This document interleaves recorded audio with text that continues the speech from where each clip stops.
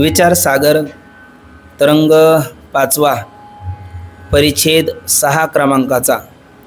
विचारसागर तरंग 5वा परिच्छेद 6 क्रमांकाचा। मिथ्या वेद गुरुपासून संसार निवृत्तीविषयी एका राजाची गोष्ट।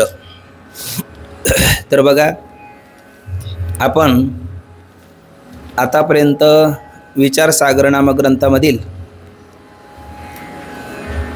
4 तरंगाचा विचार पूर्ण करून 5व्या तरंगामधील 6व्या परिच्छेदाचा विचार करण्याकरता प्रवृत्त झालेलो आहोत। या 5व्या तरंगाच्या प्रथम परिच्छेदामध्ये मध्यम अधिकाऱ्याला साधनाचे निरूपण करत असताना ज्ञेय आणि ध्येय हे जे तो दोन परमात्म्याचे रूप आहे, द्वावेव ब्रह्मणो रूपे मूर्तंच अमूर्तंच। तर ज्ञेय आणि ध्येय यामध्ये काय फरक आहे याचा विचार आपण पहिल्या परिच्छेदामध्ये केला। दुसऱ्या परिच्छेदामध्ये द्वैतमत प्रमाण की अद्वैतमत प्रमाण अशी पूर्वपक्षाने अर्थात अदृष्टी नावाच्या शिष्याने शंका केली। ते द्वैतमत प्रमाण का अद्वैतमत प्रमाण ही मुख्य शंका आहे आणि त्याच्यामध्ये पोट शंका अशी आहे की वेदगुरु सत्य का मिथ्या। जर वेदगुरूला सत्य म्हटलं तरी सुद्धा सिद्धांताची हानी आहे आणि वेदगुरूला मिथ्या म्हटलं तरी सिद्धांताची हानी आहे। वेदगुरूला सत्य म्हटलं तर अद्वैत हानी होऊन द्वैत सिद्धी होते, म्हणजे ही आपत्ती आहे। आणि वेदगुरूला जर मिथ्या म्हणालं तर पुरुषार्थ हानी होऊन मृगजळाने तृष्णेची निवृत्ती व्हावी ही आपत्ती येते। यालाच शास्त्रीय परिभाषेमध्ये उभयतापाशी रज्जू असं म्हणतात। मग अशा परिस्थितीमध्ये द्वैतमत प्रमाण आहे का अद्वैतमत प्रमाण आहे ही शंकेतली ही पोटशंका। वेदगुरु सत्य आहे का मिथ्या आहे? सत्य म्हटलं तर अद्वैत हानी द्वैताची सिद्धी, मिथ्या म्हटलं तर पुरुषार्थ हानी आणि मृगजळ आणि तृष्णेची निवृत्ती व्हावी ही आपत्ती। मग अशा प्रसंगामध्ये गुरुदेवाने त्याचं उत्तर देताना सांगितलं, बाबा रे, भगवान शंकराचे अवतार असणारे भगवान शंकराचार्य यांचं मत काय आहे? प्रमाण आहे। आणि इतर आचार्याचं मत अप्रमाण आहे। इतर आचार्य कोण? वल्लभाचार्य, निंबर्काचार्य, मध्वाचार्य आणि रामानुजाचार्य। या आचार्यांचं मत अप्रमाण आहे आणि भगवान शंकराचार्याचं मत प्रमाण आहे। म्हटली इतर आचार्याचं मत अप्रमाण का? म्हटली ते तत्वनिर्णयाच्या वेळेला वेदविरुद्ध अर्थाचं प्रतिपादन करतात म्हणून त्यांचं मत अप्रमाण आहे। आणि भगवत पूज्यपाद श्रीमद आद्याचार्य शंकराचार्याचं मत प्रमाण का? ते तत्वनिर्णयाच्या वेळेला वेदविरुद्ध अर्थाचं प्रतिपादन करत नाही। कशाहून म्हणाल तर त्यामध्ये जे रामानुजाचार्य ते म्हटलं आपण त्यांचं विशिष्ट अद्वैत आहे, जे मध्वाचार्य त्यांचं द्वैतवाद आहे, जे निंबर्काचार्य त्यांचा द्वैताद्वैतवाद आहे आणि वल्लभाचार्य त्यांचा शुद्ध अद्वैतवाद आहे। केवळ अद्वैत त्यांनी प्रतिपादन केलं का? उत्तर आहे नाही। आणि श्रुतीचा सिद्धांत केवळ अद्वैताचा आहे का द्वैताचा आहे? केवळ अद्वैताचा आहे। आणि केवळ अद्वैताचा सिद्धांत कोणी प्रतिपादन केला? भगवत पूज्यपाद श्रीमद आद्याचार्य शंकराचार्यांनीच प्रतिपादन केला, इतर आचार्यांनी प्रतिपादन केला नाही। याचा अर्थ तत्वनिर्णयाच्या वेळेला ते वेदविरुद्ध अर्थाचं प्रतिपादन करतात म्हणून त्यांचं मत काय आहे? अप्रमाण आहे। आणि भगवान शंकराचार्याचंच मत प्रमाण आहे, म्हणजेच अद्वैतमत प्रमाण आहे आणि द्वैतमत अप्रमाण आहे। पण तो म्हणू लागला, असं कसं बोलता? सगळीच आचार्य हे ब्रह्मसूत्राचा आधार घेऊन बोलतात, सगळीच आचार्य हे उपनिषदाचा आधार घेऊन बोलतात। मग भगवत पूज्यपाद शंकराचार्य यांचंच मत प्रमाण आणि इतर आचार्याचं मत अप्रमाण, याला काय प्रमाण? तर याला प्रमाण त्यांनी श्रुती, युक्ती आणि अनुभूती दिली। श्रुती म्हणजेच श्रुतीने सुद्धा दुजे जव जव घडे तो संसार भय जोडे आयशी आपुलेने तोंडे बोलती वेद, म्हणजे श्रुतीला सुद्धा द्वैत मान्य नाही। युक्तीने खंडन खाद्यादी ग्रंथामध्ये हर्षल मिश्रासारख्या पंडितांनी द्वैताचं खंडन केलेलं आहे। आणि महापुरुषाची अनुभूती जर पाहिली तर ते म्हणतात एकमेव अद्वितीय ब्रह्म न य नानास्ति किंचन। याचा अर्थ श्रुती युक्ती अनुभूतीने कोणतं मत खंडित आहे? द्वैतमत खंडित आहे आणि अद्वैत मतच प्रमाण आहे। याला कुर्म पुराणाचा पुरावा देखील त्यांनी आपल्याला दिला।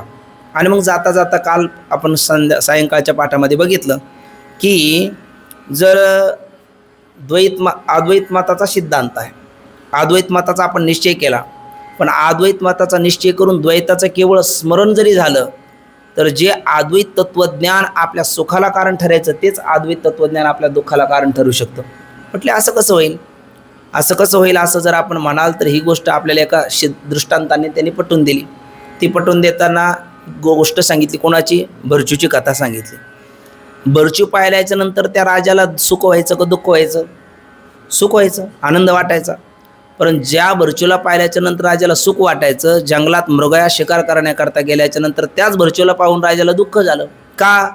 याचं एकच कारण आहे की धूर्त असणारे जे अमात्य आहे, सेवक आहे, त्यांच्या वचनावर विश्वास ठेवला आणि त्यांनी राजावर दोन प्रकारचा संस्कार केला. पहिला राजाला सांगितलं भरचू मेला, ही असंभावना. भरचू भूत झाला, ही विपरीत भावना. या असंभावना आणि विपरीत भावना दोघांनी राजाचं अंतःकरण ग्रस्त झालं. त्या वचनावर त्याने विश्वास ठेवला, अरण्यात गेला. भरचूचं प्रत्यक्ष समोर दर्शन झालं, पण जो भरचू राजाच्या आनंदाला कारण ठरायचा तोच भरचू राजाच्या दुःखाला कारण ठरला. का? धृताच्या वचनावर विश्वास ठेवला म्हणून. तद्वत जे अद्वैत तत्वज्ञान दुःखाची आत्यंतिक निवृत्ती, परमानंदाची प्राप्ती अशा स्वरूपाचं मोक्षरूपी फल देऊन आपल्या सुखाला कारण ठरणार आहे, तेच अद्वैत तत्वज्ञान आपल्या दुःखाला कारण ठरू शकतं. म्हटले कधी? धूर्त भेदवादी यांच्या वचनावर आपण विश्वास ठेवला तर. म्हणून द्वैत प्रतिपादक जे शास्त्र आहे, दर्शनकार आहे, त्यांच्या गावा नका जाऊ आणि त्यांचे नाम नका घेऊ, नवे नवे त्यांचं तोंड नका पाहू, अशा पद्धतीचा विचार सांगितला. आणि मग वेदगुरु याचाच अर्थ द्वैतमत प्रमाण ठरलं का अद्वैतमत प्रमाण? बोला एकदा. अद्वैतमत प्रमाण ठरलं. पण मग अद्वैतमत प्रमाण म्हटल्याच्या नंतर त्या अद्वैताचं प्रतिपादन करणारे वेदगुरु सत्य का मिथ्या? सत्य मिथ्या आहे ना. त्याचं उत्तर काय दिलं आपल्याकडे काल? सत्य मिथ्या दिलं. कारण सत्य म्हटलं तर अद्वैत हानी होऊन द्वैताची सिद्धी होईल, आणि मिथ्या म्हटलं तर पुरुषार्थ हानी होऊन मृगजळाने तृष्णेची निवृत्ती व्हावी, ही आपत्ती येईल. म्हणून आम्ही वेदगुरूला सत्य म्हणतो का मिथ्या म्हणतो? तर सत्य मिथ्या म्हणतो. म्हणजे सत्य आणि मिथ्या हे दोन विरुद्ध धर्म एका अधिकरणात एक वेळेला राहील कसे? म्हटले आम्ही ज्या वेळेला सत्य म्हणतो त्यावेळेला भाव वेगळा आहे, आणि ज्या वेळेला मिथ्या म्हणतो त्यावेळेला भाव वेगळा आहे. पारमार्थिक दृष्टीने विचार केला तर आम्ही त्यांना काय म्हणतो? मिथ्या म्हणतो. कारण पारमार्थिक दृष्टीने पाहिलं तर तू काय म्हणे? तूच खरा, एरवा उगा पासारा. किंवा श्लोकार्धेन प्रवक्ष्यामी यदोक्तम ग्रंथकोटिभी ब्रह्मसत्यम जगन्मिथ्या, जीव ब्रह्मविण अपरान. जगातलेच कोण आहे? वेद आणि गुरु आहे. जगतच मिथ्या म्हटल्याच्या नंतर जगातातले वेदगुरु सुद्धा काय आहे? मिथ्या आहे. पण हे पारमार्थिक सत्याच्या दृष्टीचं बोलणं आहे. आणि व्यावहारिक सत्याच्या दृष्टीने पाहिलं तर पडली रूढी जगापरी चार, चाले ती व्यवहार सत्य म्हणून. सगळ्या जगाला जर तुम्ही व्यावहारिक दृष्टीने सत्य म्हणता तर व्यवहारातले वेदगुरु सुद्धा कसे आहे? सत्य आहे. मग वेदगुरु सत्य कोणत्या दृष्टीने? व्यावहारिक सत्याच्या दृष्टीने व्यावहारिक वेदगुरु सत्य आहेत. आणि त्यामुळे वेदगुरूला सत्य मानल्यामुळे मृगजळाने तृष्णेची निवृत्ती व्हावी ही आपत्ती आमच्यावर येईल काय? येणार नाही. बरं, पारमार्थिक दृष्टीने वेदगुरु मिथ्या असल्यामुळे अद्वैत मतच प्रमाण राहील, द्वैतमताची सिद्धी होऊन अद्वैताची हानी होणार नाही, असं उत्तर श्री गुरुदेवाने दिलं. आणि असं उत्तर देताना तो म्हटला मग मृगजळाने तृष्णेची निवृत्ती व्हावी, तर त्याला म्हणतात मृगजळाने तृष्णाची निवृत्ती व्हावी वेदगुरूला मिथ्या मानल्याच्या नंतर. वेदगुरु मिथ्या आहे आणि त्या मिथ्या वेदगुरूपासून झालेल्या मिथ्या ज्ञानाने जर संसार निवृत्त होत असेल तर मृगजळाने तृष्णेची निवृत्ती झाली पाहिजे, असं कोणाचं म्हणणं आहे? या पूर्व पक्षाचं. पण त्याला म्हणतात मृगजळाने तृष्णेची निवृत्ती होणार नाही, कारण तो दृष्टांतच कसा आहे? विषम आहे. मग दृष्टांतच कसा विषम आहे हे पटवून देण्याकरता या 5व्या तरंगाच्या 6व्या परिच्छेदामध्ये पुन्हा एक कल्पित कथानक आपल्यासमोर ठेवतात. ते कथानक वाचण्यापूर्वी 1-2 मिनटात त्याचा आशय बघा, सिद्धांत बघा, मग कथानक आपण वाचून घेऊ. तर एक राजा असतो. पुन्हा राजा म्हटल्याच्या नंतर राजा चाले तेथे वैभव सांगाते. वैभवशाली राजा असतो आणि पुष्पाच्या शेवर एका उंच असणाऱ्या कडक बंदोबस्तामध्ये जिथे चिलटाला सुद्धा प्रवेश भेटणार नाही अशा काचेच्या कडेकोट बंदोबस्तामध्ये पुष्पाच्या शेवर एका पलंगावर राजा पौडलेला आहे. आणि राजाच्या सुषुप्तीमध्ये विघ्न होऊ नये म्हणून भीमासारखे शूर शिपाई नागवी शस्त्र धरून चहूबाजूने त्या राजद्वाराचं रक्षण करत आहे. त्याच्यामुळे राजाच्या जीविताला कुठली हानी नाही. परंतु स्वप्न राजाला पडलं. स्वप्नामध्ये राजा जंगलामध्ये गेला. आता जरी राजा असला तरी त्याला राजाचे स्वप्न पडतील असं काही नाही. एखाद्या भिकाऱ्याला सुद्धा राजा झाल्याचे स्वप्न पडतात किंवा राजाला सुद्धा भिकारी झाल्याचे स्वप्न पडतात. स्वप्न कोणाला काय केव्हा कधी कसं पडावं याचा काही नियम नाही. माऊली बोलतात स्वप्नीचे राज्य का मरण नव्हे हर्षशोकाचे कारण का उपडले अजान जी आपरी. स्वप्न पडलं. स्वप्नामध्ये तो जंगलात गेला. जंगलात गेल्याच्या नंतर एका कोल्ह्याने त्याचा पाय पकडला. राजाला भयंकर वेदना झाल्या. त्यावेळेस तो किंचाळला, मोठ्याने ओरडला, धावा, कोणीतरी संकटात धावून या कोल्ह्यापासून माझा प्राण वाचवा. पण कोणीही त्याच्या मदतीला धावून आलं नाही. मग त्याला आठवलं, आपुली आपण करा सोडून, आता इथे काही दुसरा पर्याय नाही. त्याच्या हातात एक दंड होता आणि त्या दंडाने त्याने त्या कोल्ह्याच्या मस्तिष्कावर आघात केला कोल्याचा दात निघाला, कोला मरून पडला. त्याच्या संकटातून राजा सुटला. कोल्याचं संकट गेलं, पण कोल्याने जो पिंडीला चावा घेतला त्याचं क्षत पडलं होतं, भगदाड पडलं. एखादा कुत्रा चावल्याच्या नंतर तो जर निघून गेला तरी मग ते 14 इंजेक्शन घ्यावे लागतात. मग तसं ते कोल्याचं जे दुःख झालेलं आहे त्या वेदना कमी होण्याकरता किंवा त्याचे पुढं दुष्परिणाम काही होऊ नये म्हणून राजा तो पुढे पुढे चालत गेला कुठला तरी वैद्याच्या शोधात. तर जंगलात एक वैद्य त्याला भेटला आणि त्या वैद्याला म्हटलं, बाबा रे असं असं घडलेलं आहे, जर एखादी मलमपट्टी देतोस का? वैद्याने सांगितलं, मलमपट्टी तयार नाही, पण एक पैसा दे आणि मग मी तुला मलमपट्टी तयार करून देतो. आता याने खिशात हात घातला तर आरपार काहीच नाही. मग तो म्हणायला लागला, काय माझं दळभद्री मी आहे, कारण वैद्याला देण्याकरता एक पैसासुद्धा माझ्याकडे नसावा. आणि त्यावेळेला सुद्धा राजाने दुसऱ्याला दोष दिला नाही, आपल्या कर्माला दोष दिला. कारण अनेका रुसावे न लगे बहुता, आपल्या संचिता वाचून या सुखस्य दुःखस्य न कोपे दाता परोददाती ती कुबुद्धिरेषा सुकर्मसूत्रे न कृती तोही लोका अहम करोती ती व्रथाभिमाना जैशी करणी वैशी वर्णी.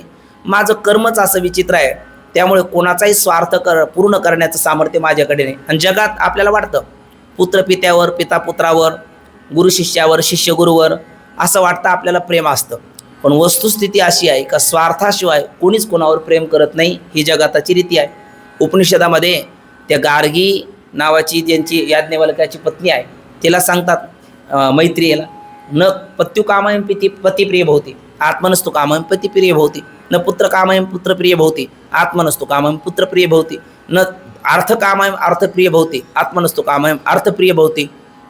असं सांगता सांगता शेवटी सांगितलं, न सर्व कामयं सर्वं प्रियं भवती किंतु आत्मनस्तु कामयं सर्वं प्रियं भवती. इतरावर जे आपलं प्रेम आहे ते इतराकरता नाही तर आत्म्याकरता आहे, पण आत्म्यावर जे प्रेम आहे ते मात्र इतराकरता नसून आत्म्याकरताच आहे. म्हणून पंचदशिकार विद्यारायण स्वामी म्हणतात, येम आत्मा परानंद परप्रेमास्पदम येतं मान भूयम भूयासम इति प्रेम आत्मनी इक्षते. याचाच अर्थ परमप्रीतीचा विषय कोण आहे? आत्मा आहे, आणि कोण नाही? अनात्म पदार्थ नाही. आपण कोणी आपल्याकडे येतात ते आपले विक्रमबाबा माळवेंकडे आम्ही राहायचो, ते म्हणायचे असेल सीत तर जमतील भूत. याचा अर्थ काहीतरी कोणाचा तरी स्वार्थ काहीतरी तुमच्याकडनं पूर्ण होत असेल तर समोरचा व्यक्ती तुमच्या समोर येईल. कोणाचा स्वार्थ पूर्ण करण्याची दादत तुमच्याकडे नसेल तर कोणी तुमच्याकडे डुंकूनही पाहणार नाही. आणि मग वैद्याने तरी काय म्हणून मला मलमपट्टी द्यावी, त्याला जर मी एक पैसा दिला असता तर त्याने मला मलमपट्टी दिली असती. हाय रे दैवा, असं म्हणून खेद करत तो राजा पुढे निघाला. स्वप्नामध्ये चालता चालता त्याला एक स्वप्नात एक साधू भेटला. मात्र हे लक्षात घेण्यासारखी गोष्ट आहे का स्वप्नात सुद्धा साधूच उपयोगाला येतो. साधनो ती परम कार्य मेहस साधू. स्वप्नात सुद्धा जर साधू उपयोगाला येत असेल तर खरं जागृतीत कोण उपयोगाला येणार? आपलं उत्तर आहे साधूच आहे. साधुबोध झाला तो नुरणे आठेला ठाईच मोराला अनुभव. साधूच आपल्या उपयोगाला येतो. साधू त्याला स्वप्नात दयाळू साधू भेटले, त्याने काही मलमपट्टी दवापट्टी दिली, त्याचं दुःख निवृत्त झालं. आणि तितक्यात राजात उठून पाहिलं तर काही नाही. ज्ञानदेव म्हणे पाहता पाहिले स्वप्नीचे चेले जाईल रा. दृष्टांत संपला. यातून ही गोष्ट लक्षात घेण्यासारखी आहे. तो स्वप्नात होता त्यावेळेस तो कोणत्या सत्यात होता? उत्तर आहे प्रातिभाषिक सत्यात होता. आणि आता तो जागा झाला त्यातलं काहीच दिसत नाही. कोणत्या सत्यात आहे? व्यावहारिक सत्यात आहे. मग स्वप्नात ज्या वेळेला त्याला दुःख झालं, धावा म्हटला, त्या कोल्याने पकडलं, त्यावेळेला ते जागृतीतले शिपाई धावून आले का मदतीला? उत्तर आहे नाही. स्वप्नात ज्या वेळेला वैद्य मलमपट्टी दे म्हटल्याच्या नंतर म्हटलं एक पैसे दे, तुला दवापट्टी मलमपट्टी तयार करून देतो, त्यावेळेला हिरे माणिक मोती पृथ्वीमोल किमतीचे अनमोल रत्नाने भरलेला खजिना त्याच्या उशाला आहे. त्यातले 4 पैसे त्याला देता आले का? उत्तर आहे नाही. बरं, स्वप्नात सुद्धा एखादं त्याला औषध मलमपट्टी कोणाची उपयोगाला आली? साधूचीच उपयोगाला आली. याचा अर्थ समसत्ताक पदार्थ परस्पराला साधक बाधक होतात, विषम सत्ताक पदार्थ परस्पराला साधक बाधक होत नाही. हा सिद्धांत कळण्याकरता हा सांगितलेला दृष्टांत आहे, हा प्रसंग आहे. म्हणजेच मृगजळ तो काय म्हटला होता? वेदगुरु जर मिथ्या असेल तर कशाने काय निवृत्त झालं पाहिजे? वेदगुरु जर मिथ्या असेल तर मृगजळाने तृष्णेची निवृत्ती झाली पाहिजे. कारण मिथ्या वेदगुरूपासून झालेल्या मिथ्या ज्ञानाने जर हा संसार निवृत्त होत असेल तर मिथ्या मृगजळाने तृष्णेची निवृत्ती झाली पाहिजे. पण त्याला सांगतात मिथ्या मृगजळाने मिथ्या वेदगुरूपासून झालेल्या मिथ्या ज्ञानाने संसार निवृत्त होईल, पण मिथ्या मृगजळाने तृष्णेची निवृत्ती होणार नाही. म्हणजे का होणार नाही? कारण मृगजळाची आणि तृष्णेची सत्ता समान नाही. कारण तृष्णा म्हणजे ताण, तृष्णा म्हणजे काय? ताण. आणि ताण हा धर्म आहे आणि प्राण हा धर्मी आहे. आणि प्राण हा ईश्वर सृष्ट आहे का जीवसृष्ट आहे? ईश्वर सृष्ट आहे. म्हणजे जीवसृष्टीतला नसून तो ईश्वर सृष्टीतला आहे. मग ईश्वर सृष्टीतला प्राण जर असेल तर ती ईश्वर सृष्टी कोणत्या सत्तेत मोडते? व्यावहारिक सत्तेत मोडते. आणि मृगजळ कोणत्या सत्तेत मोडतं? प्रातिभाषिक सत्तेत मोडतं. मग प्राण ईश्वर सृष्टीतला, त्याची व्यावहारिक सत्ता, त्याचा धर्म तृष्णेची व्यावहारिक सत्ता. मग व्यावहारिक सत्तेतली तृष्णा प्रातिभाषिक सत्तेतल्या मृगजळाने निवृत्त होईल का? होणार नाही, कारण तुझा दृष्टांतच काय झाला? विषम आहे ना. म्हणजे विषम सत्ता असल्यामुळे म्हणजे तृष्णा आणि प्राण हे समसत्ताक आहे का विषम सत्ताक आहे? नाही, तृष्णा आणि प्राण समसत्ताक आहे, पण मृगजळ आणि तृष्णा ही विषम सत्ताक आहे. ठीक ना. मृगजळ आणि तृष्णा कशी आहेत? विषम सत्ताक आहे. आणि प्राण आणि तृष्णा ही समसत्ताक आहे. मग प्राण व्यावहारिक सत्तेतला, तृष्णा व्यावहारिक सत्तेतलं. मग पाणी कुठलं लागेल? व्यावहारिक सत्तेतलं. मृगजळ कुठल्या सत्तेतलं? प्रातिभाषिक सत्तेतलं. मग प्रातिभाषिक सत्तेतलं मृगजळ मिथ्याच आहे. पण त्या मिथ्या मृगजळाने तृष्णा निवृत्त होईल काय? उत्तर आहे होणार नाही. का? कारण तिथे विषम सत्ताक ते आहे, असं उत्तर गुरुदेव देतात. असं या शंकेचा एकंदर आशय आहे. आशय आपल्या लक्षात आला. पंक्ती आपण थोड्याशा वेगात वाचून घेण्याचा प्रयत्न करू, काही वाटलं तर बोला. वाचू. तरंग 5 परिच्छेद 6 क्रमांकाचा मिथ्या वेदगुरूपासून संसार निवृत्तीविषयी राजाची गोष्ट. या राजाची गोष्ट कोणत्या एका सिद्धांत करता? तर हा दृष्टांत झाला. सिद्धांत कोणता आहे? समसत्ताक पदार्थ परस्पराला साधक बाधक होतात, विषम सत्ताक पदार्थ परस्पराला साधक बाधक होत नाही. हा सिद्धांत कळण्याकरता हा दिलेला दृष्टांत आहे. काय दृष्टांत देतात पहा. तत्पूर्वी ह्या दृष्टांत वाचण्यापूर्वी काल आपण पुन्हा असं बोललो होतो, शेवटी समसत्ताक पदार्थ साधक बाधक होतात, विषम सत्ताक पदार्थ साधक बाधक होत नाही. आता समसत्ताक आणि विषम सत्ताक म्हणजे काय? समसत्ताक म्हणजे एका सत्तेतले आणि विषम सत्ताक म्हणजे भिन्न सत्तेतले. आता साधक म्हणजे काय आणि बाधक म्हणजे काय? तर एखादा पदार्थ एखाद्याचं कारण होत असेल आणि कार्यरूपाने त्याची प्रतीत येत असेल तर त्यांच्यामध्ये कोणता व्यवहार घडला? साधक व्यवहार घडला आहे ना. आणि बाधक व्यवहार एखाद्यामुळे एखाद्याची निवृत्ती होत असेल तर तो कसा व्यवहार झाला? बाधक व्यवहार झाला. तर काही ठिकाणी केवळ साधक घडतो, काही ठिकाणी केवळ बाधक घडतो, काही ठिकाणी साधक बाधक घडतो. उदाहरण द्या. असं जर तुम्ही म्हणाल, मृत्तिकेचं काय होतं बोला? घट होतो. तंतूचा पट होतो. आईवडिलापासून संतती होते. मग मृत्तिकेचं घट होतं म्हणजे मृत्तिका काय झाली? कारण झाली. का? घटाला. तंतू कारण झाला कोणाला? पटाला. आईवडील कारण झाले कोणाला? मुलाला. या ठिकाणी कोणता व्यवहार घडला? साधक व्यवहार घडला. तंतू आणि पट यांची, मृत्तिका आणि घट आणि आई वडील आणि संतती यांची सत्ता काय झाली? कार्यकारणाची समसत्ता काय? एक सत्ता काय? म्हणून त्यांच्या ठिकाणी साधक व्यवहार घडला. त्याच्यामध्ये तंतू, मृत्तिका आणि आई वडील काय आहे? कारण आहे. आणि घट, पट आणि संतती हे काय? कार्य आहे. साधक व्यवहार का घडला? ती समसत्ताक आहे म्हणून. तसंच विषम सत्ताक समसत्ताक असले तर बाधकही व्यवहार घडतो. आपण मृगजळाने जमीन ओली होते का? होत नाही. कापसाच्या ढिगाऱ्यावर लाल गुंजाचा पुंजका ठेवला तर तिथे आग्नी झाल्याचा भ्रम होतो, पण तो कापूस जळतो का? नाही. म्हणजे तिथं वादक व्यवहार घडला का? नाही. पण इथे जर आपण कापूस घेतला आणि एक काडी पेटी घेतली आणि याला पेटलं तर हा कापूस जळेल की नाही? कापूस जळेल. बरं, आग्नी लावला आणि इथं काष्ट ठेवले, खैरचंदन काष्टे हे विमंचना तवची घटे, जौन घापती एक वाटे आग्नी माझी माऊली म्हणतात. मग ते खैरचं चंदनाचं वगैरे सगळी काष्ट त्याला जर आपण आग्नी डाव दिला ते जळून भस्म होतील की नाही? जळून भस्म होतील. का बरं? कारण ते समसत्ता काय? काष्टही कोणत्या सत्तेतलं? व्यावहारिक सत्तेतलं. आणि आग्नी कोणत्या सत्तेतला? व्यावहारिक सत्तेतला. त्यामुळे आग्नीने काष्टाला जाळलं. म्हणजे समसत्ताक असेल तर आग्नी काष्टाला जाळतो, हा बाधक व्यवहार आहे. आणि समसत्ताक असेल तर मृत्तिकेपासून घट, तंतूपासून पट, आईवडिलापासून संतती होते, हा साधक व्यवहार. म्हणजे कारण घडणं, कारणत्व सिद्ध होणं हा साधक व्यवहार आणि त्याला निवृत्त करणं हा बाधक व्यवहार. पण हा साधक किंवा बाधक व्यवहार घडण्याकरता दोन्ही पदार्थ कोणत्या सत्तेतले लागतात? एका सत्तेतले लागतात, म्हणजे समसत्ताक लागतात. विषम सत्ताक चालत नाही. मृगजळाची सत्ता कोणती? प्रातिभाषिक. आणि त्या तृष्णेची सत्ता कोणती? व्यावहारिक. म्हणून त्यांच्यामध्ये हा तुझा दृष्टांत विषम आहे असं आपण बोललो. पण पूर्वपक्ष इथे नाही घेतला, संस्कृत विचारसागरामध्ये त्याने शंका केली. असं काय तुम्ही बोलता? समसत्ताक पदार्थ परस्पराला साधक बाधक होतात, विषम सत्ताक पदार्थ परस्पराला साधक बाधक होत नाही असं तुम्ही बोलता. पण होतात, आम्ही सिद्ध करून देतो. म्हणले द्या. आता इकडे बघा, नाथबाबाचं प्रसिद्ध वचन कितीतरी वेळेला आपण हरिपाठात बोललो. शुक्तीवरी रजत पाहता डोळा दिशे, रज्जीवरी भासे मिथ्या सर्प. शुक्तीवर आपल्याला रजताचा भ्रम होतो, हो की नाही? शुक्ली म्हणजे शिंपलं, त्याच्यावर रजत म्हणजे चांदीचा आपल्याला भ्रम होतो. आणि जसं रज्जूवर सर्पाचा, शुक्तीवर रजताचा भ्रम होतो, तसा रज्जू सर्पाकार भासेले जगदंबर. मग ब्रह्माच ठिकाणी आपल्याला जगताचा काय होतो? भ्रम होतो.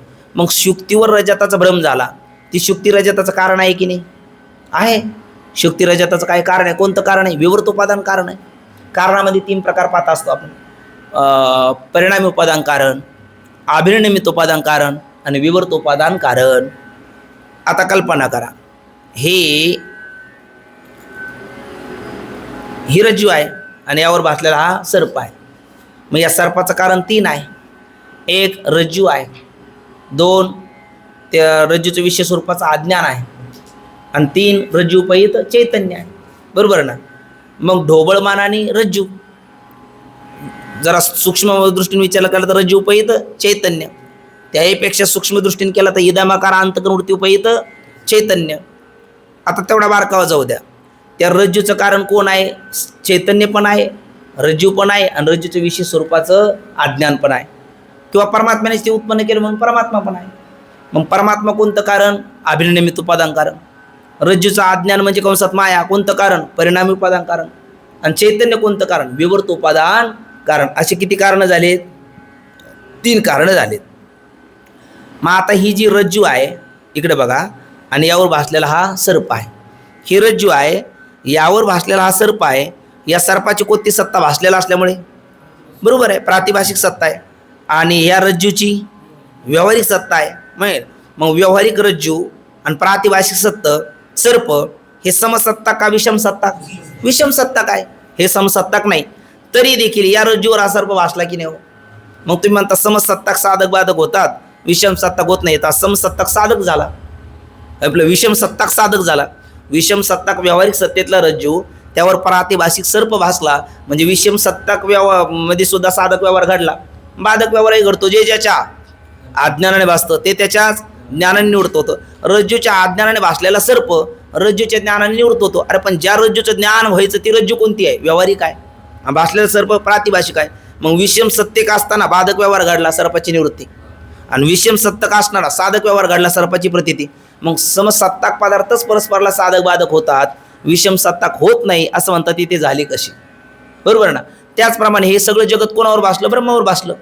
म्हणजे ब्रह्म त्याला अधिष्ठान रूपाने साधक झालं आणि ब्रह्मज्ञानाने जगताबद्दलची सत्यत्व भ्रांती निवृत्ती होती, म्हणजे बाधकही घडलं. मग साधक बाधक व्यवहार घडण्याकरता समसत्ताक लागतात असं जर तुमचा नियम असेल तर इथे घडू नये. म्हणजे रज्जूवर कोणाचं प्रतीती येऊ नये? सर्पाची आहे ना. आणि ब्रह्माच ठिकाणी जगताची, कारण ती विषम सत्ताक आहे. रज्जूच्या ज्ञानाने कोण निवृत्त होऊ नये? सर्प निवृत्त होऊ नये. आणि ब्रह्माच्या ज्ञानाने कोणाची सत्यत्व भ्रांती जाऊ नये? जगताबद्दल जाऊ नये. का? ते विषम सत्ताक आहे. पण व्यवहार घडला की नाही? घडला. मग कसा घडला याचं उत्तर द्या, अशी काय आहे शंका. त्याचं उत्तर सोपं आहे. त्याचं इकडे बघा. आता ही कोण म्हटलं आपण? हा कोण? सर्प. ही कोण? रज्जू. आणि या रज्जूवर कोण दिसला? सर्प. आणि हे विषम सत्ताक आहे. तिथे साधक बाधक व्यवहार घडला असं आपण बोललो. पण वस्तुस्थितीने सर्पाचा अधिष्ठान, या सर्पाचा अधिष्ठान केवळ ही रज्जू नाही. पण कोण आहे? या सर्पाचा अधिष्ठान ही केवळ रज्जू नसून त्या ठिकाणी हा सर्प प्रातिभाषिक आहे ना, हे रज्जू व्यावहारिक आहे ना. तर या प्रातिभाषिक सर्पाच्या प्रतीतीला कारण रज्जू, केवळ रज्जू नाही तर तूल अविद्यासह प्रातिभाषिक रज्जू प्रातिभाषिक सर्पाच्या प्रतीतीला कारण आहे. आणि दुसरं घ्या, हे ब्रह्म आणि हे जगत. तर या जगताला अधिष्ठान केवळ ब्रह्म नाही, मूळ व्यावहारिक जगताच्या प्रतीतीला कारण मूळ अविद्येसह व्यावहारिक ब्रह्म या व्यावहारिक जगताच्या प्रतीतीला कारण आहे. आता तुम्हाला हे आम्हाला काही शब्द लक्षात आले नाही तर त्याचं उत्तर असं देतात, ते विशेषणगत जे धर्म आहे ते विशेषाच ठिकाणी सुद्धा प्रतीतीला येतात. आणि हा विषय आपण मागे एकदा पाहिलेला आहे. कसा पाहिलेला आहे? कधी काही विशेषणाचे धर्म विशिष्टाच्या ठिकाणी दिसतात, विशेषाचे धर्म विशिष्टाच्या ठिकाणी दिसतात, विशेषण आणि विशेष्य दोघांचे धर्म विशिष्टाच्या ठिकाणी दिसतात. असं आपण 3 उदाहरणं मागे पाहिलेले आहेत 4थ्या तरंगामध्ये. कोणती? पहिलं उदाहरण आहे घटाकाशाचा नाश झाला. दुसरं उदाहरण आहे कुंडलवान पुरुष निद्रिस्त आहे. तिसरं उदाहरण आहे शस्त्री युद्धात गेला. चला, पहिलं उदाहरण काय? घटाकाशाचा नाश झाला. बरोबर आहे. मग तिथे विशेषण कोण?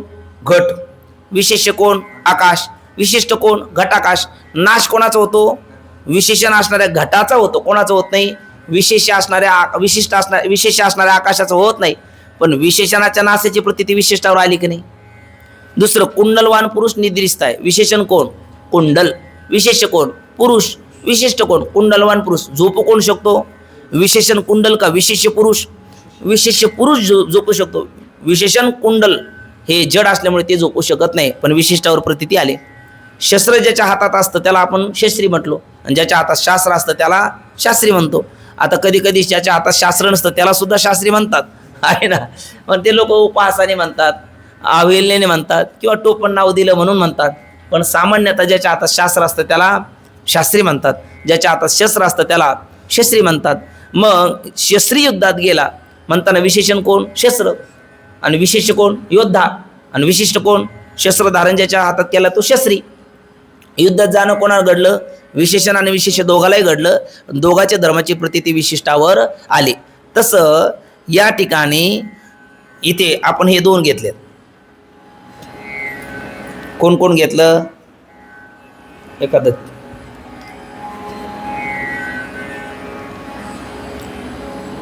हे कोण म्हटलं आपण? सर्प. हे जगत, हे अधिष्ठान रज्जू, आणि हे अधिष्ठान ब्रह्म कळण्याकरता.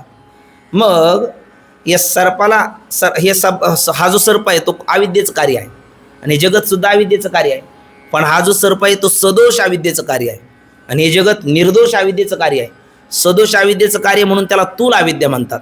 निर्दोष अविद्येचं कार्य म्हणून याला मूल अविद्या म्हणतात. म्हणून तूल अज्ञान आणि मूल अज्ञान. तूल अज्ञान प्रातिभाषिक आहे. तूल अज्ञान प्रातिभाषिक आहे. म्हणजे सर्पाला कारण रज्जूचं विषय स्वरूपाचं अज्ञान नाही का? आणि ते कोणतं अज्ञान आहे? तूल अज्ञान. मग तूल अज्ञान प्रातिभाषिक आहे, आणि त्याचं कार्य सर्पसुद्धा प्रातिभाषिक आहे. मूल अज्ञान हे निर्दोष आहे, व्यावहारिक आहे, आणि त्याचं कार्य जगतसुद्धा व्यावहारिक आहे. बरोबर. मग ही रज्जू, हे ब्रह्म, हा सर्प, आणि हे जगत. ठीक ना. चला बोला एकदा. हे कोण? रज्जू. हे कोण? ब्रह्म. हे कोण? सर्प. आणि हा कोण? जगत. ठीक ना. मग या सर्पाचं कारण केवळ रज्जूचं विषय कोण आहे? रज्जूचं विषय स्वरूपाचं अज्ञान. आणि ते कोणतं अज्ञान आहे? तूल अज्ञान. ते तूल अज्ञान कसं आहे? प्रातिभाषिक. या जगताचं कारण कोण? ब्रह्माचं अज्ञान. आणि ते कोणतं अज्ञान? मूल अज्ञान. आणि ते मूल अज्ञान कसं आहे? व्यावहारिक. ठीक ना. तूल अज्ञान कसं? प्रातिभाषिक. मूल अज्ञान कसं? व्यावहारिक. तूल अज्ञान कशाला कार्य? कारण सर्पाला. मूल अज्ञान कशाला कारण? जगताला. मग तूल अज्ञान, मूल अज्ञान, तूल अज्ञान आणि मूल अज्ञान. तूल अज्ञान प्रातिभाषिक आहे, त्याचं कार्य सर्पही प्रातिभाषिक आहे. मूल अज्ञान व्यावहारिक आहे, त्याचं कार्य सर्प आपलं जगत देखील व्यावहारिक आहे. आणि ते मूल अज्ञान विशेषण आहे कोणाचं? अधिष्ठान ब्रह्माचं. इथलं तूल अज्ञान विशेषण आहे कोणाचं? रज्जूचं. आणि मग विशेषणाच ठिकाणी जे धर्म असतात ते कोणावर आरोपित होतात? विशेषावर आरोपित होतात. मग मूल तूल अज्ञान जर प्रातिभाषिक आहे तर त्या काळात प्रातिभाषिक तूल अज्ञानासहित प्रातिभाषिक रज्जू कोणाचं अधिष्ठान आहे? सर्पाचं. मग प्रातिभाषिक सर्पाचं अधिष्ठान कोण आहे? प्रातिभाषिक रज्जू आहे. आणि म्हणून सर्पही प्रातिभाषिक, रज्जूही प्रातिभाषिक. आणि व्यावहारिक जगताचं अधिष्ठान कोण आहे? व्यावहारिक ब्रह्म आहे. मग ब्रह्मही व्यावहारिक आणि जगतही व्यावहारिक. मग समसत्ताकच आहे, विषम सत्ताक आहे कुठे? तुम्ही म्हणता तुम्ही ब्रह्माला व्यावहारिक म्हणतात, आम्ही ब्रह्माला व्यावहारिक म्हणत नाही. व्यावहारिक कोण आहे? तिथलं अज्ञान. आम्ही रज्जूला प्रातिभाषिक म्हणत नाही. प्रातिभाषिक कोण आहे तिथे? तूल अज्ञान.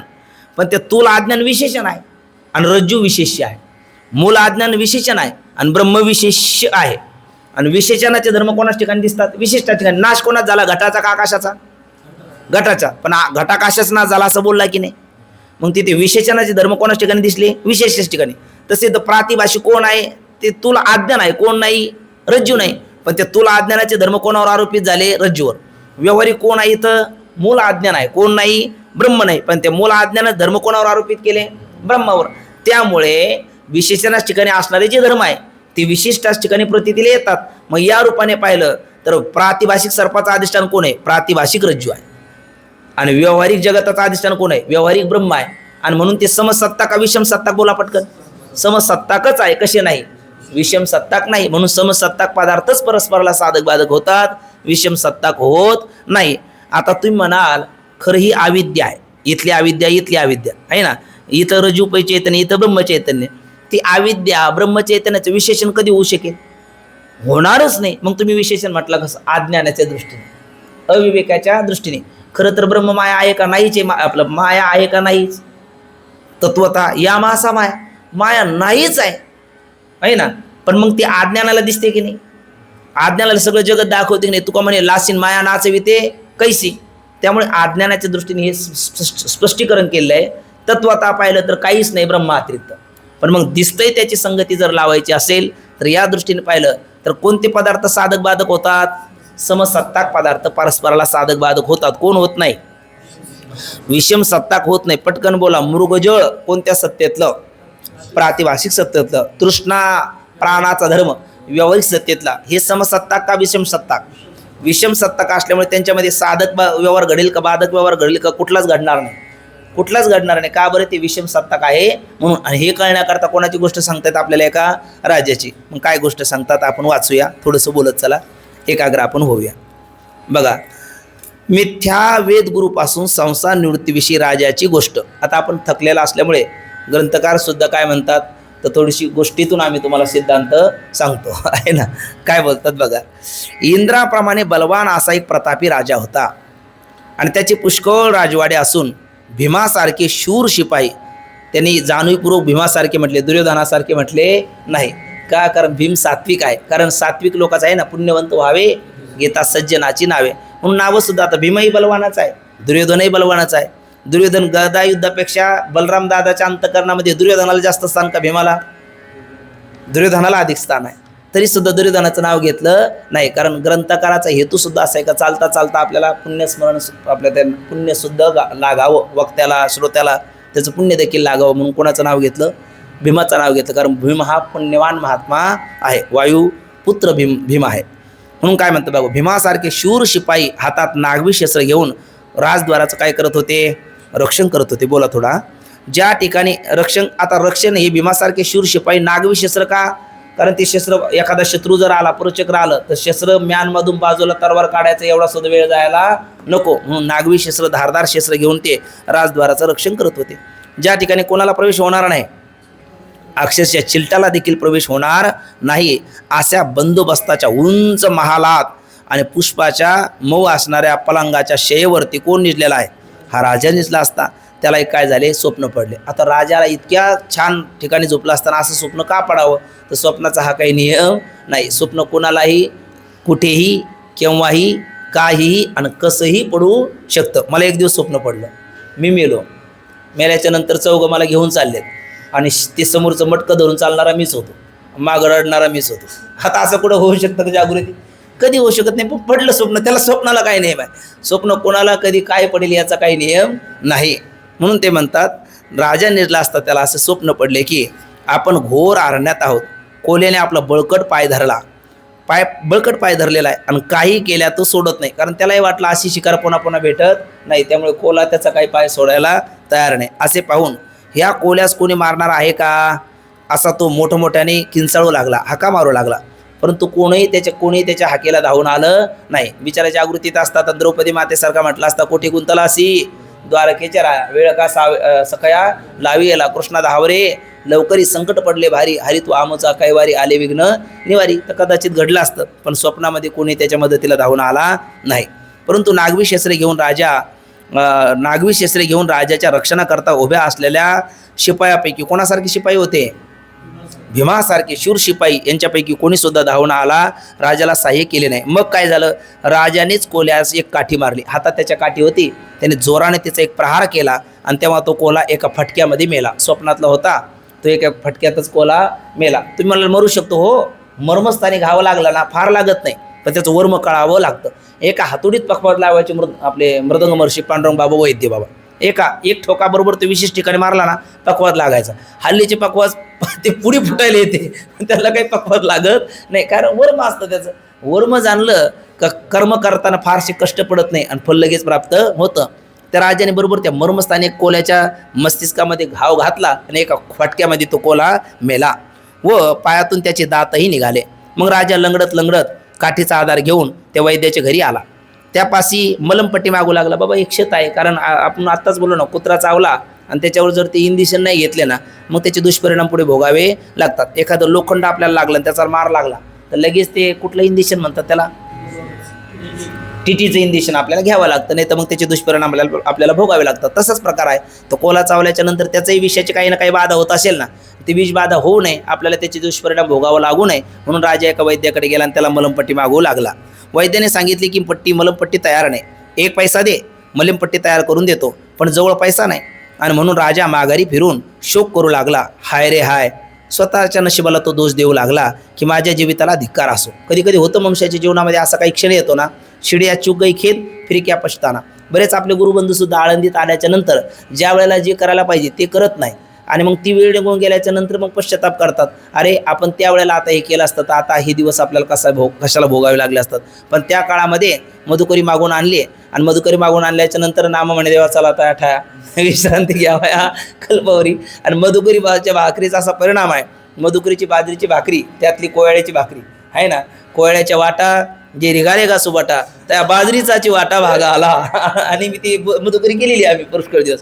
ती बाजरीची भाकरी खाल्ल्याच्या नंतर लगेच माणसाला झोप येते आणि झोप आल्याच्या नंतर मग त्याला वाटतं आता वळकुटी अशी टाकलेली तशी टाकलेली आहे, दुपारचा पाठ गेला तरी हरकत नाही, पण आज एकदा ही झोपीची पूर्णताच करून घेऊ. आणि असं एकदा झालं तर मग काय होतं, ज्या काळात ते करायला पाहिजे ते केलं नाही, वेळ निघून गेल्याच्या नंतर बऱ्याच वेळेला आपल्या जीवनामध्ये पश्चाताप पदरी पडतो. हे सहज आपलं बोललो. म्हणजे तो राजा माघारी फिरून आणि मग त्यावेळेला मला हे सांगायचं होतं का साधक त्यावेळेला बऱ्याच वेळेला धिक्कार देतात. आता आमचे काही गुरुबंधू आहे ते आता हल्ली आळंदीत नाही, आपण आळंदीत आहे योगायोगाने थोडंफार आपल्याकडनं माऊलीच्या कृपेने थोडंसं चिंतन घडतं. मग ते म्हणतात काय राव तुमचं बरं चांगलं आहे, मात्र आमचं आता तुमचे काय तो काय हात धरले होते का कोणी, तुम्ही तिथे आम्ही तिथे. पण आता ते पश्चाताप का करतात, कारण ते म्हणतात आम्ही त्यावेळेला थोडंसं चिंतन करायला पाहिजे होतं, तुम्ही डॉक्टर बाबाकडे जात राहिला म्हणून तुम्हाला विचारसागरातलं काही ना काही लागते लिंक, आम्हाला त्यातलं काही कळत नाही हेही कळत नाही. असं ते पश्चाताप करतात. मग आता काय करतात, कारण त्यावेळेला ऐकला नाही आणि मग आता पश्चाताप करतात. बरं आता करायचं म्हणलं तर आता एकदा प्रपंचात पडल्याच्या नंतर ते करणं होत नाही. म्हणून ज्या वेळेला जे करायला पाहिजे त्याच वेळेला ते केलं तर स्वतःचाच धिक्कार करण्याची वेळ स्वतःवरती कधी येत नाही. आणि ज्या वेळेला ते नाही केलं आपण तर मग आपलाच धिक्कार करण्याची वेळ आपल्यावर येते. राजा स्वतःचा धिक्कार करायला लागला. राजा स्वतःचा धिक्कार करत असताना तो म्हणतो, वैद्यास देण्यास 1 पैसाही माझं जवळ नसावा, या जगात पैशा वाचून आपली रडकथा कोण ऐकेल. राजा स्वतःला मनात म्हणतो, मी जर भाग्यवान असतो ना तर हेच वैद्य बुवा माझ्या घरी धावत आले असते. खरंच आहे महाराज, एखादी भाग्यवान व्यक्ती असली ना त्याचं कुत्रं मरू द्यावं घरातलं, 500-500 किलोमीटरहून लोक सांत्वन द्यायला येतात, माऊली तुमचं कुत्रं मेलं का हो, हा बरोबर तुमचा लई जीव होता त्याच्यावर, अरे कुत्रं मेलं. आणि एखादा बिचारा दळभद्री आहे ना त्याची घरातली आई जाऊ द्या, लोक त्याला चुकून लवकर त्याला खांदेकरी बघण्याकरता त्याला लोकांना प्रयत्न करावा लागतात, आमची आई गेली चला हो जरा. म्हणजे हे असं आहे, म्हणजे सर्व गुण हा कांचनम आश्रते काय धनवंत लागी सर्व मान्यता आहे जगी, जोवरी चळणगा तोवरी म्हणते माझा, मानती लहान थोर दे सुखाच्या काजा, इंद्रिय मावळली आला बागोला जा, कैचा विपरीत झाला तोची देह नव्हे तुझा. बघा ना तुम्ही, धनवंताचं काही झालं ना सगळी लोक तिथे येतात आणि गरिबाचं काही झालं ना लोक डुंकून पाहायला तिकडे तयार होत नाही. म्हणजे एक प्रकारचं धन हे एक अर्थ पुरुषार्थ आहे. खरं अर्थ हा साधारण पुरुषार्थ आहे, त्याच्यात काही फारसा पुरुषार्थ नाही, पण तो सुद्धा एका जगामध्ये काय एक साधारणतः पुरुषार्थच आहे. म्हणजे ज्या काळामध्ये जी आपल्याकडे तजवीज करायला लागते ती जर आपण केली तर पुढे पश्चाताप आपल्या पदरी पडत नाही, असा हा राजा स्वतःच्या मनाशी बोलतो. जर मी भाग्यवान असतो तर हे वैद्य बुवा माझ्या घरी धावत आले असते. पण काय झालं, ज्याप्रमाणे वैद्य गरीब रोग्यांना त्यागतो, आता स्वप्नात कोण झालेला आहे, गरीबच झालेला आहे, भिकारी झालेला आहे.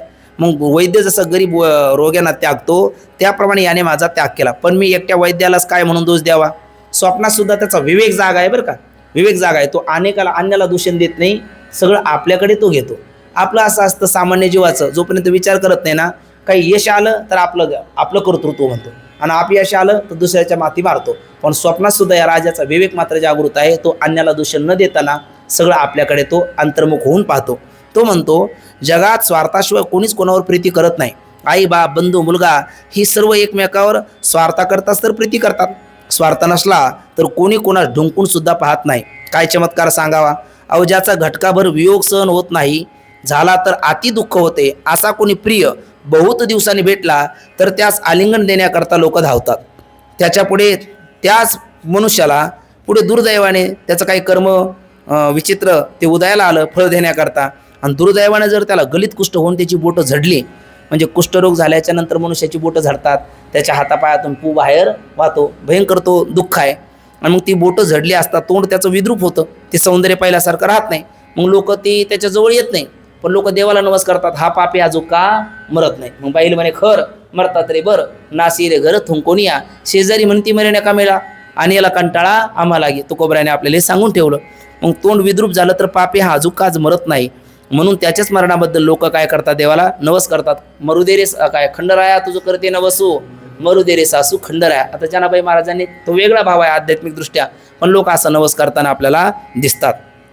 ज्या स्त्रीला पती फार प्रिय असतो व त्यास नेहमी आलिंगन देऊन बसावेसे वाटते, तीच स्त्री त्याला जर एकदा गलित कुष्ठ झालं, हातपाय त्याचे पायाचे बोट झडले, तोंड विद्रूप दिसू लागलं, तर नाकाला पदर लावून त्याच्या अंगावरचा वारा देखील चुकवते. वारा सुद्धा त्याच्या अंगावरचा आपल्या अंगावर यायला नको, कारण न कळता आपल्याला लागण झाल्याच्या नंतर करायचं काय. आणि कोरोनात आपण पाहिलं नाही का, अहो चांगली चांगली घरातली लोक ज्यांनी अख्खं घर उभारलं, ज्यांनी शून्यातून विश्व निर्माण केलं, त्याच लोकाला पॉझिटिव्ह झाला असं कळालं का ते म्हणायचे 2 पैसे आमच्याकडून जास्त घ्या, तिकडले तिकडे, इकडे सुद्धा त्याला पायरीवर सुद्धा आणू नका, असा प्रकार तो. हे सगळे आपण याचे साक्षीदार आहोत.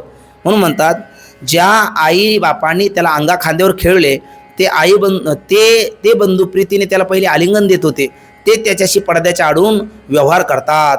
असा विचार केला तर सर्व जग कसं आहे बोला, स्वार्थी आहे.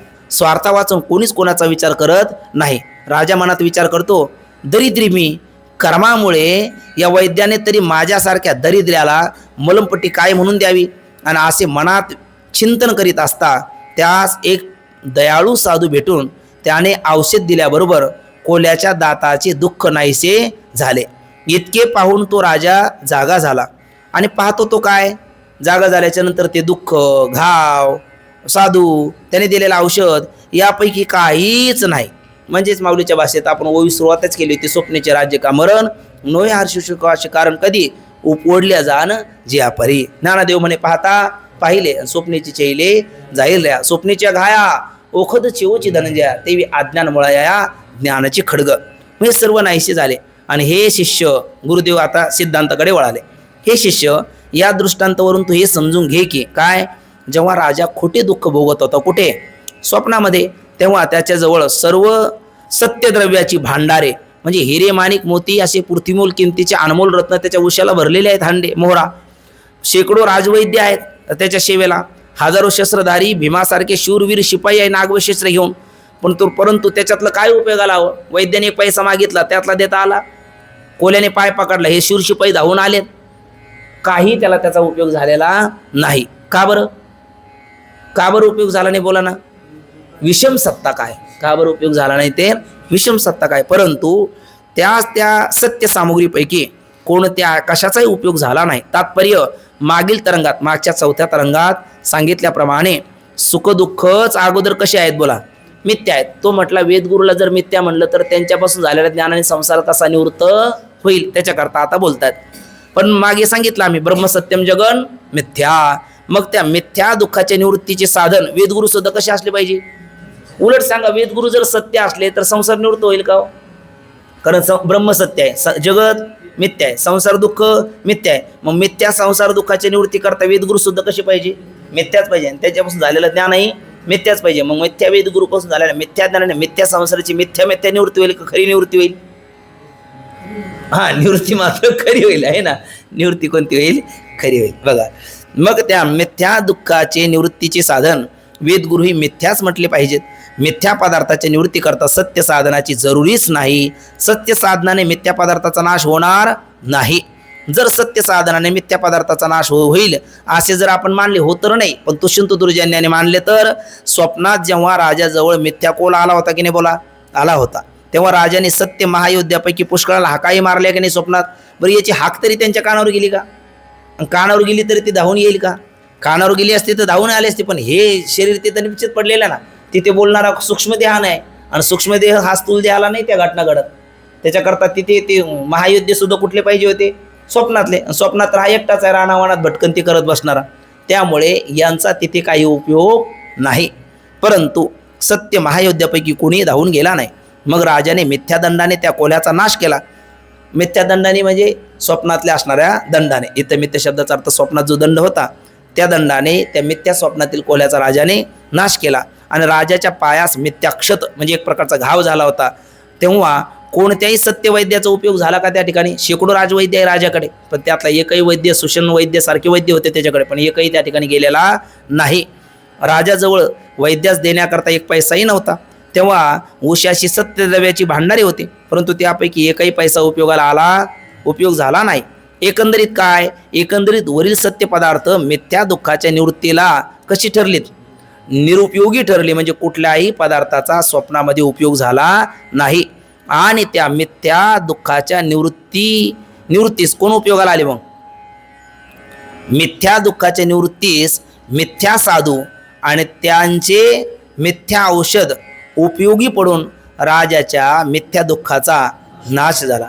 म्हणजे स्वप्नच मिथ्या, त्याच्यात झालेलं दुःख मिथ्या, त्याच्यातला कोला मिथ्या, त्याने पाय पकडलेला मिथ्या, म्हणून तिथं साधू कसा लागला? मिथ्या. त्याने दिलेलं औषध कसं लागलं?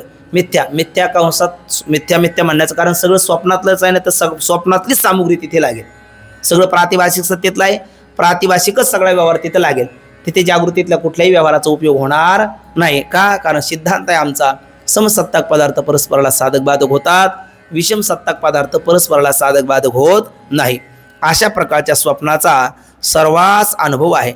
जागृतीतील पदार्थाचा स्वप्नात कोणास कधीही उपयोग होत नाही. एक मात्र आहे, जागृतीतला जो कुठलाही पदार्थ असेल त्याचा स्वप्नामध्ये कधीही उपयोग होत नाही. आणि हा आपला प्रत्येकाचा काय असतो? थोडा बहुत प्रत्येकाचा अनुभव आहे. कारण स्वप्न कोणाला पडत नाही? प्रत्येकाला स्वप्न पडतं. काल एक मित्र म्हटले मला स्वप्नच पडत नाही. तर बाबा म्हणत असतात, तू इतका बुद्धू आहे, तुला स्वप्न काय पडलं हे सुद्धा आठवत नाही, आहे ना. पण स्वप्न पडत नाही असा मनुष्य नाही. परत कमी अधिक संख्या असेल, कोणाला जास्त पडतात, कोणाला कमी पडतात, कोणाला चांगली पडतात, कोणाला वाईट पडतात, कोणाला चांगली वाईट पडतात, पण स्वप्न पडत नाही असा मनुष्य नाही. कोणाला आठवड्यातून एखादं पडेल, कोणाला महिन्यातून एखादं पडेल, कोणाला आठवड्यातून 4 पडेल, कोणाला रात्रीतून 10 पडेल, पण स्वप्न पडत नाही असा मनुष्य नाही. प्रत्येकाला स्वप्न पडतं, फक्त काहीला आठवतात आणि काहीला आठवत नाही, एवढाच फरक आहे. अशा प्रकारच्या स्वप्नाचा सर्वांस अनुभव आहे. जागृतीतील पदार्थाचा स्वप्नात कोणाचाही कधीही उपयोग होत नाही. त्याप्रमाणे मिथ्या संसार दुःखाचा नाश कशाने होतो? मिथ्या वेदगुरूंनीच होतो. म्हणजे मिथ्या वेदगुरू त्यांच्यापासून झालेल्या मिथ्या ज्ञानाने मिथ्या संसाराचा नाश होतो, मन नाम निवृत्ती होते, कंसात बाध होतो. वेदगुरू सत्य असण्याची काही नाही, जरुरीच नाही. उलट वेदगुरू कसे असले पाहिजे? मिथ्याच असले पाहिजे. फक्त कोण सत्य आहे? फक्त कोण सत्य आहे? ब्रह्म सत्य आहे. फक्त कोण सत्य आहे? ब्रह्म सत्य आहे. फक्त कोण सत्य आहे? फक्त कोण सत्य आहे? फक्त कोण सत्य आहे? मीच सत्य आहे. मी कोण आहे? आहे ना, म्हणून कोण सत्य आहे? कारण ब्रह्म सत्य ठरलं ना. आपण जर ब्रह्म नाही ठरलो तर विचार सागराची उपयोगिता आपल्याला नाही. म्हणून कोण सत्य आहे? मीच सत्य आहे. मी कोण आहे?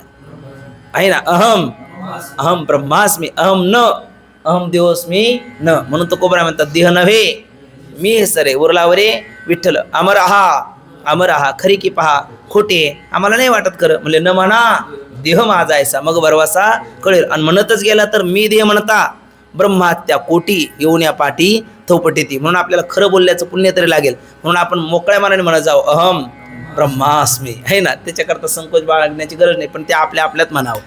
आपण खेड्यापाड्यात गेलो आणि ते सगळे अहम दिवसमीवालेच आहे, नागकटे संप्रदाय, आणि त्यांच्यात आपण म्हणायला लागलो अहम ब्रह्मास्मी, ते आपल्याला लागतील, आहे ना. त्यामुळे हे आपल्या आहे ना, जाणते लोक असेल तर त्यांच्यात आनंदाने म्हणावं, पण जो जे तिचे गौरवनेने तयाशी ते भिंगुळवाने, म्हणून अप्रसंगतेने तो म्हणा वाचकी, म्हणून त्यांच्यामध्ये म्हणू नये, पण आपल्यामध्ये मात्र जाणत्या लोकांमध्ये आपण आनंदाने म्हणावं. चिदानंद रूप शिवोम शिवम. न हम मनुष्यो न च देव यक्षो न ब्राह्मण क्षत्रिय वैश्य शूद्रा न ब्रह्मचारी न गृही वनस्ता भिक्षुर न चाहम निजबोध रूपा चिदानंद रूप शिवोहम, आहे ना, असं आपण म्हणावं. कारण आहोतच, आहे ना, आहोतच. मिथ्या संसार दुःखाचा नाश मिथ्या वेदगुरूनेच होतो. आणि वेदगुरू सत्य असण्याचे काही नाही, जरुरी नाही. वेदगुरू सत्य असले तर त्यांच्याने मिथ्या संसार दुःख निवृत्तही झाले नसते. का बरं? कारण वेदगुरू सत्य आणि संसार दुःख मिथ्या. मिथ्या वेदगुरूपासून, सत्य वेदगुरूपासून मिथ्या संसार दुःख निवृत्त होणार नाही, कारण ते विषम सत्ता ठरली असते. पण वेदगुरू मिथ्या आहे, संसार दुःखही मिथ्या आहे, झालेलं ज्ञानही मिथ्या आहे. त्यापासून मग आता त्या मिथ्या वेदगुरूपासून झालेल्या मिथ्या ज्ञानाने मिथ्या संसार निवृत्त व्हायला काही हरकत नाही. सर्व प्रपंच मिथ्या नाही का? बरं, मिथ्या प्रपंचात सत्य ब्रह्म व्याप्त नाही का? पण सत्य ब्रह्माच्या व्याप्तीने मिथ्या संसार निवृत्त झाला का? उत्तर आहे नाही. का बरं? विषम सत्ता काय? ब्रह्म सत्य ब्रह्म प्रपंचात तुका म्हणे आपलं मी नाही ऐसा ठाव उरला शकोन सर्वत्र संपूर्ण गगन जैसे आहे ना. अर्जुना मी नसे ऐसा कवन ठावा असे परी प्राणियाचे दैव कैसे जन्य देखती माते. विठ्ठल जळीस्थळी भरला रिता ठाव नाही उरला. आजीब या दृष्टीने पाहिला विठ्ठलची परमात्मा कुठे नाही. घट घट बिचमो रामरमय पर परमात्मा सत्य नाही का आहे. मग सत्य परमात्मा मिथ्या जगतात व्याप्त नाही का. पण सत्य परमात्मा मिथ्या जगतात व्याप्त असणारा सत्य परमात्म्याच्या व्याप्तीने हे जगत नष्ट झालं का नाही. का बरं. कारण परमात्म्याची सत्ता पारमार्थिक आहे, जगताची सत्ता व्यावहारिक आहे. आणि त्यामुळे सामान्य स्वरूपात असणारं परमात्मा पारमार्थिक परमात्मा मिथ्या जगताची निवृत्ती करायला समर्थ नाही. मग कधी होईल. ज्या वेळेला ते सत्यच असणारं परमात्मा तत्व आपल्या अंतकरण वृत्तीमध्ये सामान्य असणारं विशेष भावाला येईल. मग त्यावेळेला ते जगताची निवृत्ती करायला समर्थ ठरेल. सूर्यप्रकाश सर्वत्र आहे, पण आता सूर्याच्या समोर आपण असा कागद धरला आणि जाळ म्हटलं तर जाळेल का. जाळणारच नाही का. जाळेल, पण काय करावं लागेल आहे ना. ते दुर्बीण म्हणा बहिर्गोलक त्यातून आपण ते घेतलं आणि त्याच्यातून जर ते किरण विखुरलेली एकत्र केले तर मग तो जाळेल. तसं सामान्य असणारी वृत्ती गुरुजीने तत्वमसी महावाक्याचा उपदेश केला तर अहम दिवसमी वृत्ती जाऊन अहम ब्रह्मास्मी इत्याकारक वृत्ती झाली का ते अज्ञान अंधकाराची निवृत्ती करेल. आणि मग मात्र या जगताचा त्याही वेळेला काय होईल बाध होईल. जगताची अप्रतीती होणार नाही. प्रतीतिकाली प्रतीतुपैच्या त्या ठिकाणी प्रतीत येणाऱ्या जगताच्या त्रैकालिक अत्यंत अभावाचा निश्चय होईल. म्हणून म्हणतात सर्व मिथ्या प्रपंचात पारमार्थिक सत्य ब्रह्म व्याप्त आहे. त्याकडून कुठे संसार निवृत्त होतो आहे याचा काय कर विचार कर. कारण विचारता निरसले प्रपंच सहज सांडवले मग तत्वता तत्वरले ज्ञानी असी. पण तो म्हटला होता ठीक आहे वेदगुरु याचा अर्थ काय आहेत मिथ्या आहे, ब्रह्मच काय आहे सत्य आहे. पण आमचं शंका होती मिथ्या वेदगुरु जर मिथ्या असेल तर मग मिथ्या मृगजळ तृष्णेची निवृत्ती झाली पाहिजे. तर आपण त्याचा विचार केला तुझा दृष्टांतच काय विषम आहे. कारण ते समसत्ताक पाहिजे विषम सत्ताक नको. मग तो म्हणतो सत्ता किती आहेत कोणत्या आहेत आणि त्यांचं स्वरूप काय. मग सत्ता किती आहेत 3 आहेत. कोणत्या आहेत पारमार्थिक प्रातिभाषिक आणि व्यावहारिक आहे. आणि या 3 सत्तेचं स्वरूप काय. मग या 3 सत्तेचं स्वरूप जवळपास इथे एकच प्रकाराने दिलेले आहेत. पण संस्कृत विचारसागराच्या आधारे आणि बाबांचा पाठात ऐकल्याच्या आधारे जवळपास एक 10-12 त्याचे फरक आपल्याला सरळ सरळ करता येतात. पण 10-12 करायचे म्हणजे 10-12 फरक केले म्हणजे त्याच्यात काय परिष्कार केला असं नाही. पण जसं संस्कृत भाषेचं काय असतं एक वैभव आहे. एका शब्दाकरता अनेक शब्द. पाणी म्हणलं तर पाणी म्हणलं तरी पाणीच आहे. जल म्हणलं तरी पाणी आहे. तोय म्हणलं तरी पाणी आहे. जलम निरम तोयम आहे ना. म्हणजे अजून एखादा आठवलं तर सांगा. उदकम आहे ना. दक उदक किती शब्द आहेत. त्यापैकी एकही शब्द आठवला तर आपलं काम झालं वेळेला. तसं व्यावहारिक प्रातिभाषिक आणि पारमार्थिक या 3 सत्तेचे विचार जवळपास एक 7-8 प्रक्रियेने केलेला आहे. अवस्था विचाराने वाद विचाराने सृष्टी विचाराने अभिमानी विचाराने असे अनेक प्रकारांनी 3 सत्तेचा विचार केलेला आहे. तर तो 3 सत्तेचे विचार आणि पुढील परिच्छेदाचा विचार आपण उद्याच्या चिंतनामध्ये करू. आज या ठिकाणी आपण थांबूया. कुंडली कबरदारी विठ्ठल श्री ज्ञानदेव तुकाराम पंढरीनाथ भगवान की जय. माऊली ज्ञानेश्वर महाराज की जय. जगद्गुरु तुकाराम महाराज की जय. सद्गुरु जोग महाराज की जय.